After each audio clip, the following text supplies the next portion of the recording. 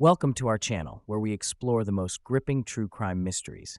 Today, we dive into the eerie disappearance of Emily Baker, a determined journalist from the small town of Millfield. One night, Emily vanished without a trace, leaving behind only cryptic clues. Was it a conspiracy, a staged disappearance, or something far more sinister? Join us as we follow Detective John Harper's relentless investigation, uncover dark secrets, and reveal the chilling truth behind Emily's vanishing. Get ready for a story that will keep you on the edge of your seat. This is The Vanishing of Emily Baker. In the quaint town of Millfield, where everyone knew each other and secrets were hard to keep, the disappearance of Emily Baker became the town's darkest mystery. Emily was a 28-year-old aspiring journalist, known for her tenacity and keen eye for detail.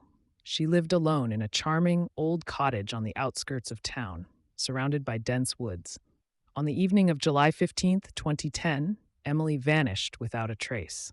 It all began when Emily's colleague, Sarah, received a voicemail from her.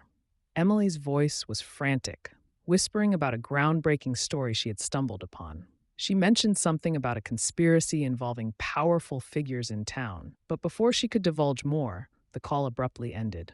Sarah tried calling back, but there was no response. She assumed Emily had lost signal and would call back later, but Emily never did.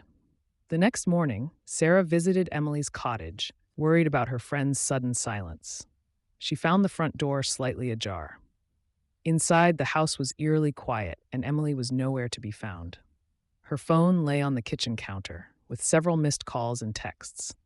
Sarah immediately contacted the police.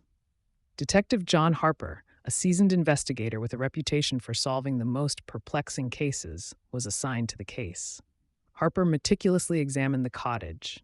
There were no signs of a struggle, no broken windows or forced entries. It was as if Emily had simply walked out and never returned. The only clue was Emily's notebook, which was found on her desk. It contained cryptic notes, names of local officials, and references to a place called the Red Room. No one in Millfield had ever heard of such a place. Harper knew he had to follow this lead. As days turned into weeks, the entire town was on edge. Rumors spread like wildfire. Some believed Emily had uncovered a secret too dangerous. Others thought she had staged her own disappearance for a sensational story. But Harper was convinced there was more to the story. He dug deeper into Emily's notes and found a pattern. The names in her notebook were all connected to a closed-down psychiatric hospital on the outskirts of town, abandoned for decades. Locals spoke of the hospital in hushed tones, sharing tales of unethical experiments and ghostly apparitions. Determined to find answers, Harper decided to visit the hospital. The dilapidated building stood like a ghost from the past, covered in vines and shrouded in an eerie silence. Armed with a flashlight and Emily's notebook, Harper ventured inside. The interior was a maze of dark hallways and decaying rooms. As he explored, Harper found old patient records, detailing horrific treatments and mysterious disappearances. One name, in particular, stood out: Dr. Richard Hawthorne, the hospital's director, who vanished without a trace when the hospital closed in 1980. Following the clues, Harper stumbled upon a hidden basement. The air was thick with mold and decay. At the end of